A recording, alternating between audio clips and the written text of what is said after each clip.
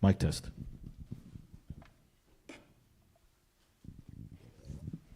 Please rise for the reading of the Bible.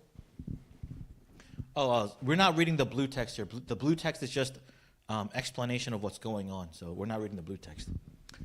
And it came to pass in the days of Amphrael, king of Shinar, Arioch, king of Elasar, Shedor Laomer, king of Elam, and Tidal, king of nations.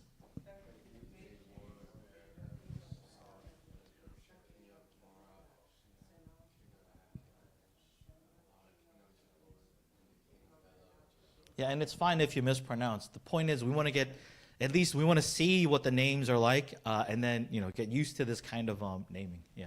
All these things were joined together in the vale of Siddim, which is the sea salt.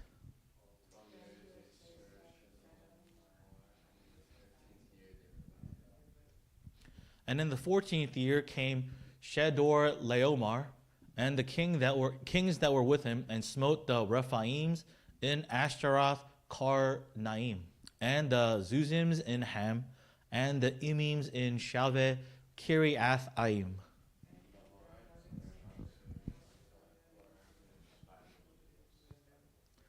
And they returned and came to En Mishpat, which is Kadesh, and smote all the country of the Amalekites, and also the Amorites that dwelled in Hezez on Tamar.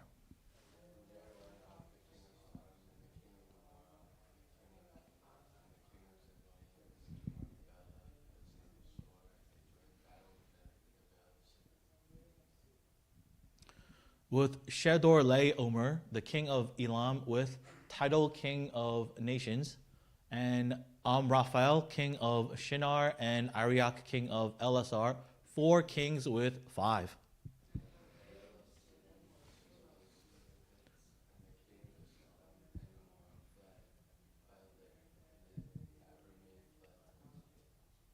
And they took all the goods of Sodom and Gomorrah and all their victuals and went their way.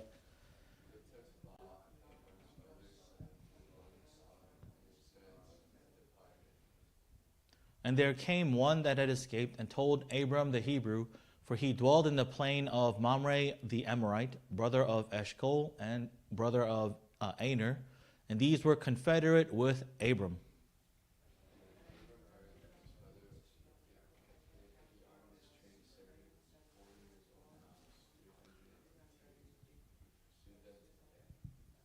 And he divided himself against them, he and his servants, by night, and smote them and pursued them unto Hobah, which is on the left hand of Damascus. Together, and he brought back all the goods, and also brought again his brother Lot and his goods, and the women also, and the people. Amen. You may be seated. Okay, so quick review. There's only one great inheritance, which is God's dwelling in us, or dwelling with us, or dwelling among us presence. Yeah, so this is the thing we're talking about here. And another way to say this is it's God's temple presence. That is the great inheritance. There's only one great inheritance, and we're talking about God's temple presence, or his parousia, which is Greek for presence. So you can say God's parousia presence. So the goal of all Christians, or you could say the goal of all people of God, that goal is to be an inheritor of God's temple presence. And this is true for Old Testament and the New Testament. And this is important to realize and recognize, because it is in the presence of God that the resurrection and the everlasting life is located. It's in the presence of God that the resurrection and the everlasting life is located. And we're going to talk about this way later, but there is actually a resurrection unto judgment. We're being raised to life, but there is a resurrection unto judgment. So you might have heard this before, like, oh, God is in heaven and the devil reigns in hell. That's not true. God reigns in both heaven and hell, because the presence of God is also in hell. That's why the wrath of God is felt in hell, because of God's presence. Does that make sense? So the Catholic notion is God is not in hell, which is why it's bad. It's not that God is not in hell, it's that his wrath resides in hell. And the point is, that's because the resurrection is located in God's presence. So in heaven, we're resurrected unto life. In hell, they're resurrected unto judgment. So we're talking about our inheritance, which is the heavenly inheritance. This inheritance is given by God's covenant to Abram, and for Abram to receive it, Abram has to stay in Canaan. Abram has to stay in Canaan because Canaan is a metaphor for God's Messiah. So if you're in Canaan, you receive that temple presence of God. If you're outside of Canaan, you receive none of it. Same with the Messiah. If you're in brotherhood or in the Messiah's family, you receive everything. If you're outside, you receive nothing. Any questions or comments about that? Okay, so we need to define covenant a little bit here biblically. A covenant involves a group of people represented by a covenant head. So in the Bible, whenever the word covenant or the topic covenant or the idea of covenant, when these things comes up, it's always talking about a group of people represented by a covenant or a federal head. Federal means like state. So there's the group of people, and then there's a covenant head that represents that group of people. Therefore, when God called Terah's family out, all of them could have participated in it. That's the point. When God called Terah out of Ur, all of Terah's family could have participated. However, some did not come out, such as Laban or other brothers of Abram. And not only did they not come out, Terah did not persevere because he found Haran's grass and the abundant water life to be better than the reward that God has promised in Canaan. So Terah ended up staying in Haran. However, from Haran, both Abram and Lot leave for Canaan. Right? Both of them leave, which means both had a better understanding of God's covenant blessing than Terah. Does that make sense? So whatever Terah thought about God's reward in Canaan, Abram and Lot had a better understanding than Terah. Why? Because they came out of Haran into Canaan. However, Lot ends up leaving Canaan permanently due to the famine and instead goes to where there was grass and water to feed his livestock, which is in the plains of Jordan. Why did he go there? Because of the green grass and the water? To stay wealthy, to feed his livestock. And I want to sort of go in depth so you guys understand Lot's situation. Because sometimes so because we're sinners, we tend to wrongfully generalize things to a point where we don't understand it anymore. But I want you guys to understand what was going in the mind of Lot to show you why Lot went to Jordan. So, both Abram and Lot saw Haran, right? Because they were with Terah. Joe, could we put up the map of, it's like Haran, there's like a green circle on there? The one right above that. Or is it below it? It's a big map with it shows the entire map of the Fertile Crescent and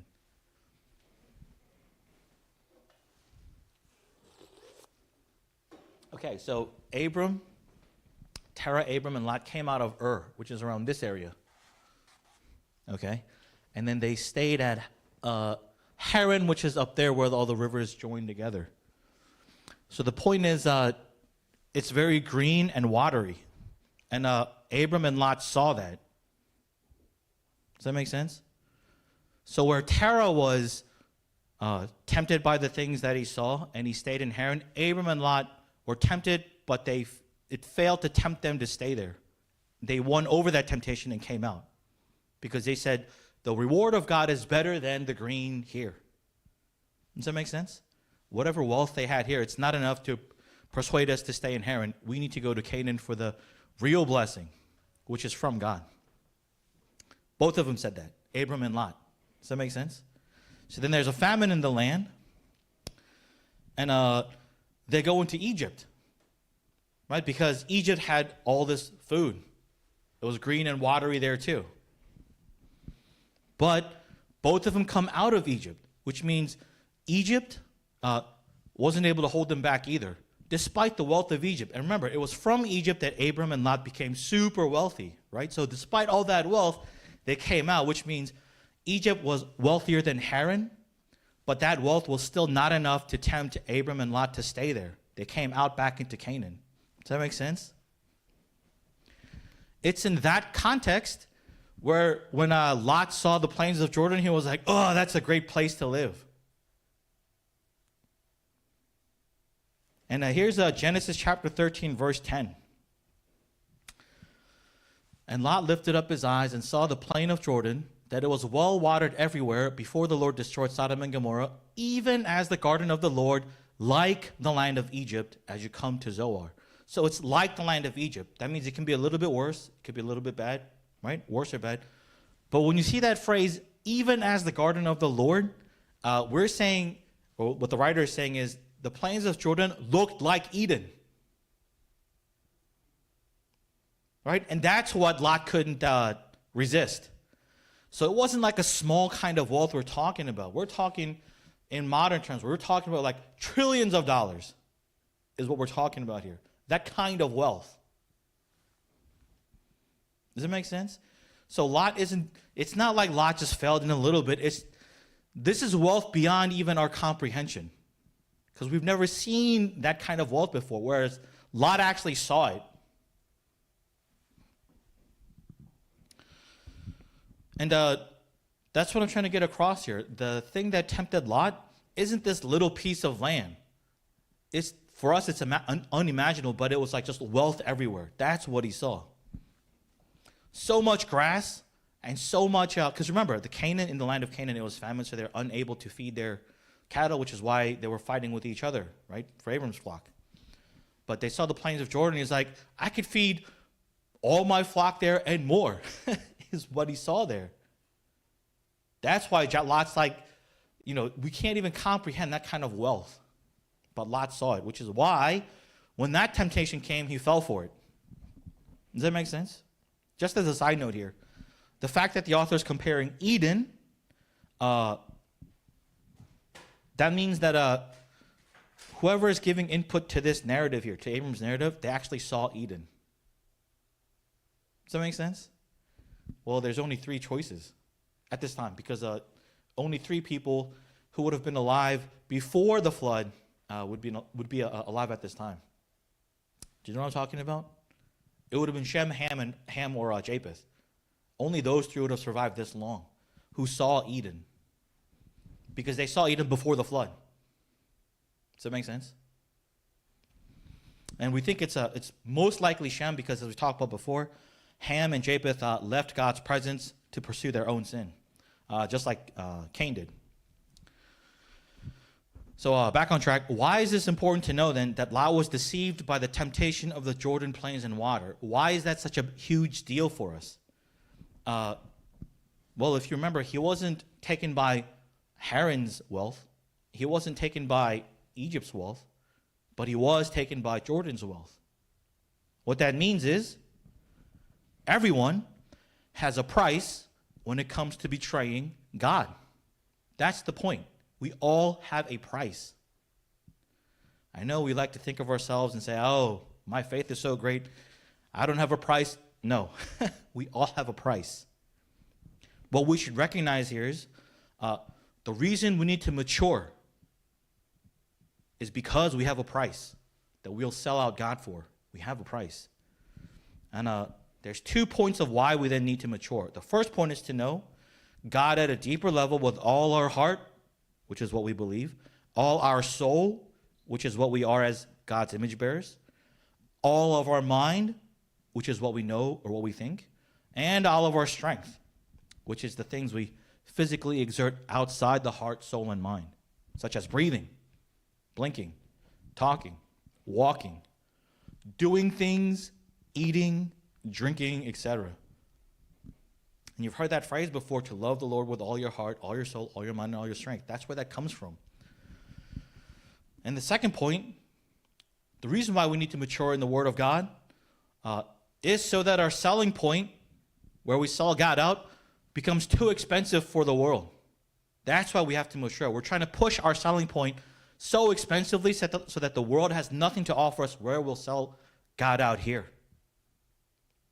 Does that make sense? We're trying to increase our sellout price because everybody does have a sellout price. Terah had a sellout price of Haran's vegetation and water. That's Terah's sellout price. Haran's wealth. Lot's sellout price was the much more vegetation and water of Jordan, the much more wealth of Jordan. Esau's sellout price was a bowl of lentil porridge. Solomon's sellout price was his uncontrollable lust for women. Judas Iscariot's sellout price was 30 shekels of silver. Peter's sellout price was the fear for his life. So we all have a sellout price. That's the point. But when Peter had matured by the word of God and by the operation of the Holy Spirit, Peter was unwilling to die for his faith. He was willing to die for his faith. Not only willing to die for his faith, but he begged his executioners to hang him upside down on the cross because he was unworthy to be killed like Jesus was killed. So his selling price went up by his maturity. Does that make sense? That's why we need to mature. The plains of Jordan were truly like Eden. It was truly like Eden. So we can understand why Lot sold out.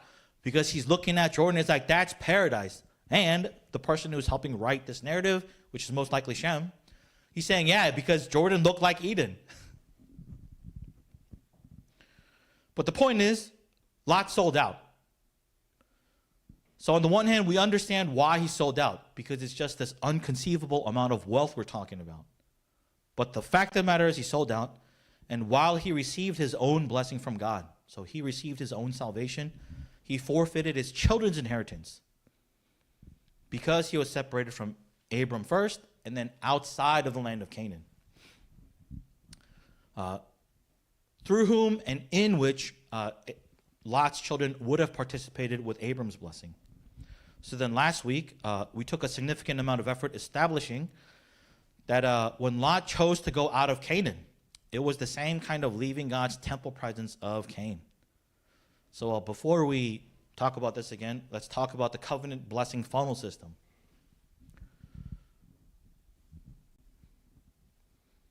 This is just a reminder of how this works. One click, please. Okay, so there's God's blessing. So there's the funnel, the blessing. Next click. Christ gets it because he's the covenant head. And then, because Christ is the covenant head, he's able to share with his brethren. Right? He funneled it to his brethren, and then the brethren, the men, God holds responsible for the groups, which is why then it comes to them. And this applies to everywhere. It's not just Christians. It applies to the norm of like creation itself. Creation of image bearers of God. The animal kingdom is different because they're not made in God's image.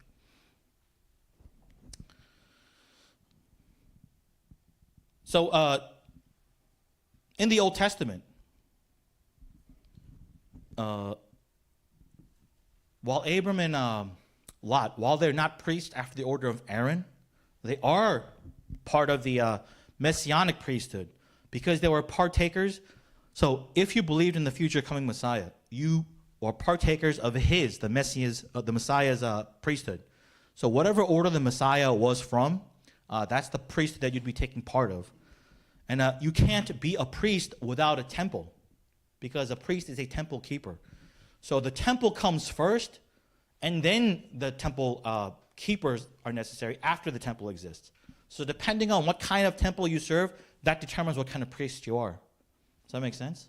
So Aaron was after the temporary temple of earth, which is inferior to the heavenly temple, the place where God's presence actually dwells, the temple presence. So that's why Melchizedek, which is the priesthood of the Messiah, is the superior priesthood here, because it actually reflects the heavenly, the real temple.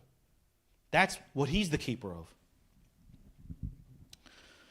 And Abram and Lot, they took part in this Melchizedek's priestly order, because that's the priestly order of the Messiah, and they had faith in the coming Messiah, that through that coming Messiah, their sins would be forgiven, etc., etc. They would have resurrection life. But for Lot, by leaving Canaan, Lot is forfeiting his priesthood, because the land itself is a metaphor for the Messiah. Does that make sense? He's forfeiting his priesthood. Brother Tom, what's all this talk about God's temple presence and priesthood of all believers? Why is it important? Why do we talk about these things? Here's Deuteronomy chapter 10, verse 9. and Deuteronomy chapter 18, verse 1 and 2.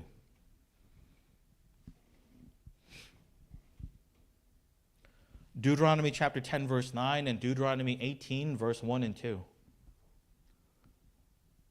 For which reason, Levi, which is the priest tribe, has no part nor inheritance with his brother. Not even a part. Because the Lord is his inheritance, according as the Lord your God promised him. The priests, the Levites, this is 18 now, and all the tribe of Levi shall have no part or nor inheritance with Israel. So the land that they're getting, they have no part in it. Why? Because the land is only a metaphor. It's not the actual covenant blessing that God is talking about here. It's only a metaphor. So the guys that represents the real things of God, you have no part in the trivial things of God. Does that make sense? It's God that's the inheritance of the priests here. They shall eat the offerings of the Lord made by fire, and the Lord's inheritance. So they're going to eat the things they partake in the Lord's things, not these things that has nothing to do with like the actual stuff. Therefore, shall they have no inheritance among their brethren. The Lord is their inheritance, as he had said to them. And you can see how it's constantly being repeated here. So that's an important point that God's trying to get across. Well, why is it important that it's God that's the inheritance, not the land for the priests? Why is that important? If the Lord is the inheritance of the priests, that means the priest has a benefit of their inheritance. Sonship of God, or the adoption to become God's son. If God is their inheritance, then by definition, inheritance comes from a father to a son. So by definition, if God is their inheritance, they become adopted into God's sonship. Does that make sense?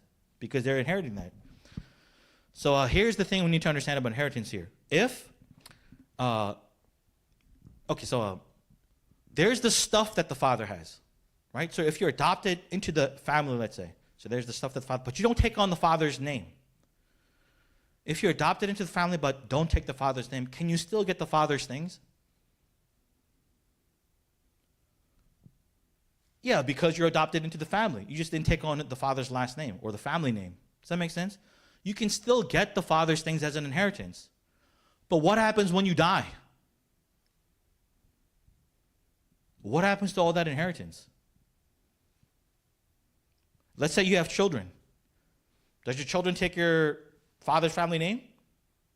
Or does your children take your name, which is not your father's family name? So you have the stuff, but what happens to the stuff when you die? It's gone. You don't get any more. Does that make sense? There is no more to be gotten because you didn't take the family name. Then you have this other guy who's adopted into the family. The father takes him in as a son. He's adopted now. And he takes his family name. When he has children, is his children able to take part in the father's things? Why? Yeah, what did they also inherit? Not just the stuff, but they inherited, the family name, meaning they inherited the sonship. That's what we're talking about here. Lot got the stuff. So he himself, he has salvation, okay. But he forfeited his children's covenant blessing. Abram is like the guy who took on God's family name. And because he took God's family name, his children also take God's family name. And therefore, everything that belongs to God is also given to his children as well. That's the point. This is what we're talking about when we talk about God's temple, presence, and priesthood. Whether or not they took on the family name of God or whether they just got it for themselves but didn't take on family name. And it's within this context then later on when we talk about Ruth, who is a Moabitess, who is the descendant of Lot and his oldest daughter through incest. Because Lot forfeited his children's benefit in God's inheritance, Ruth shouldn't be listed in the name of the genealogy of Jesus Christ. She shouldn't be, because she's the descendant of Lot. But because of who God is, because of God's gracious character, she brings a child of Lot back into the fold of Israel by God's grace. And Ruth becomes part of that inheritance. The Moabite, children of Moabite, right? They become part of the Israel's inheritance. Even though Lot forfeited it for them by leaving Canaan. And what this shows is it shows the character of God, which is why we read and study the Bible in the first place, to know who God is and mature in that knowledge of God. So with all these things as a framework, the point of this portion of the passage, the point of this portion of the passage is to show us Abram is then the anticipation of Jesus Christ, who will redeem his brothers from the enemy in the name of his Father. That's the point. Abram is the anticipation. He's like a figure anticipating what Jesus Christ will do, which is redeem his brother from the enemy in the name of God. So in our passage here, the kings named and mentioned in verse 1. The kings mentioned in verse 1, the Amphrael and Arioch, all these people, they're from around the Ur area, which is where Abram, Lot, and Terah came out from. This would mean Abram is at least familiar with who they are because they were kings of that area. Does that make sense? So Abram knows who they are. He's familiar with them. These kings around Ur united themselves to take over Canaan. How are they going to take over Canaan? By defeating the 5 kings mentioned in verse 2. So these kings are the kings of Canaan that's ruling over Canaan. And the 4 kings from Ur, or from around Babylon, that area, they're trying to take over Canaan and rule over Canaan by defeating the 5 kings of Canaan. And the culture at this time was kings were representatives of the idols that people worshipped. So it's actually a spirit battle, like whose God is the stronger God? If the 4 kings are able to defeat the Canaanites or the Canaanite kings, that means the God of the Babylonians are the stronger God versus the stronger idols or the stronger deity versus the idols that the Canaanites worshipped. Therefore, the kings' wars were wars of idols or wars of deity. And it's in that context then, Abram, to rescue Lot, comes in the name of God and defeats the entirety of the 4 kings from Babylon. So Abram is like an Adam figure here because if you remember, Adam was responsible for keeping the temple of God holy from things profaning the temple of God. That was Adam's responsibility. Abram here, at this point, generally speaking, is an Adam figure maintaining the quote-unquote purity of the land of Canaan because it's a metaphor. It's where God's presence is supposed to be dwelling, or at least where God promises his temple to promises his presence to dwell with him. So at this point, so generally speaking, we're not talking about the Canaanites who are idol worshippers. We're only talking about those who are doing violence to the people of God. And it wasn't the Canaanites that hurt Lot. It was the 4 kings outside of Canaan who invaded Canaan and then took Lot as a prisoner. Does that make sense? So at this point in the narrative, Canaan is the temple. Abram is the Adam figure, and he's trying to cleanse the temple. Abram is the temple cleanser, and he's cleansing the temple of those that are doing violence to God's people, to God's priests. That's what he's doing. He's cleansing the temple. And you can say, this is where the temple cleansing begins. And if you understand that, then you understand why later, when Israel comes back into the land of Canaan, God commands them to destroy all the Canaanites. It's because the temple cleansing began with Abram, and then it isn't finished and it won't be finished because the Israelites they refuse and they are unable to get rid of all the idol worshiping practices within the temple, generally speaking, of the land of Canaan. So Abram is beginning this temple cleansing process. And the point being made here then is Abram, in the name of God, is defeating or purifying the temple in God's name as the Adam figure.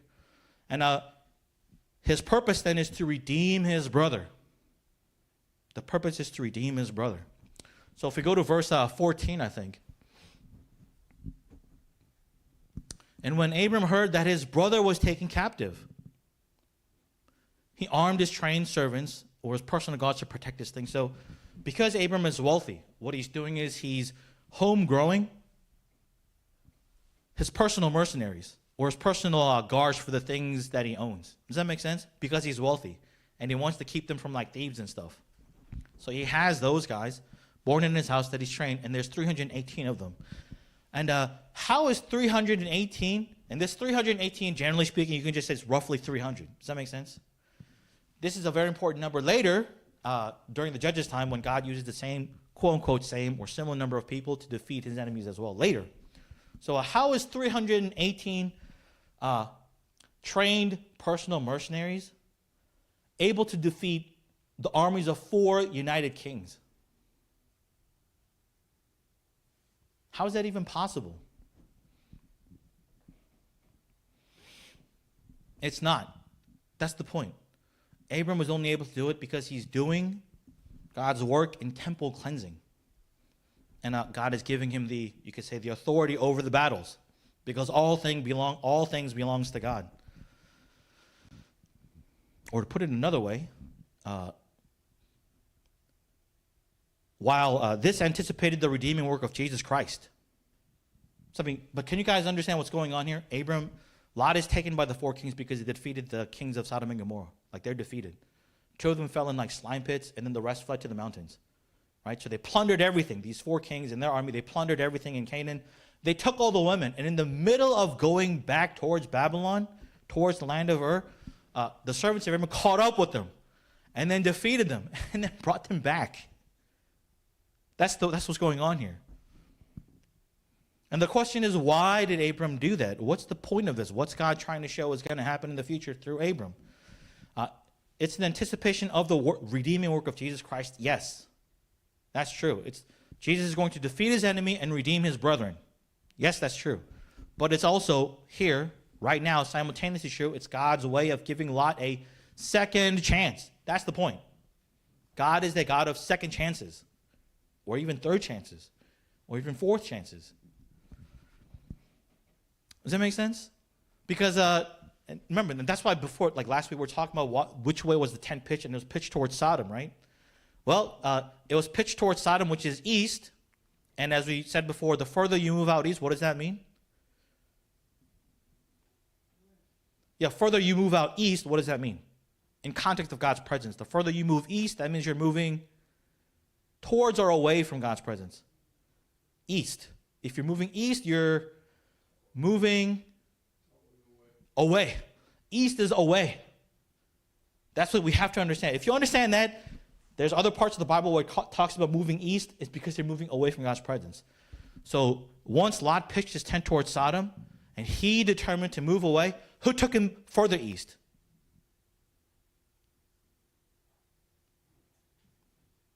Lot's point was only to go towards Sodom, right? Who took him further east than Sodom? The enemy. Does that make sense? So once Lot made that choice, the enemy took him further out, and Abram's bringing him back west.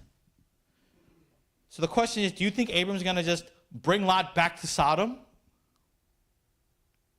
Do you think Abram's going to bring him back to Sodom? No, he's going to try to bring him back to? He's going to try to bring Lot back to? Canaan, back to Canaan. And then that's the context for the Sodom and Gomorrah story, which is Lot ends up back in Sodom and Gomorrah. What is going on? Right? God is giving, this is like you could say like a repeat of like the Genesis narrative. Remember when God's like, Adam, what are you doing? Right? He's giving him an opportunity to come back. Oh, it's the woman. Same with Cain. Cain, what are you doing? Oh, I don't know where my brother is. Whatever happened to him. Right? God is giving these second chances, and people are just like throwing it away. Anyway, any questions or comments? But yeah, this is kind of important to understand. And then like, oh man, God gave Lot another chance to come back to Canaan and share in Abram's inheritance. But Lot ends up back in Sodom and Gomorrah of his own choice. And we'll talk about that. We'll talk about why when we get to the destruction of Sodom and Gomorrah. Okay. So no questions or comments or, okay. In that case, let's take offering and then pray and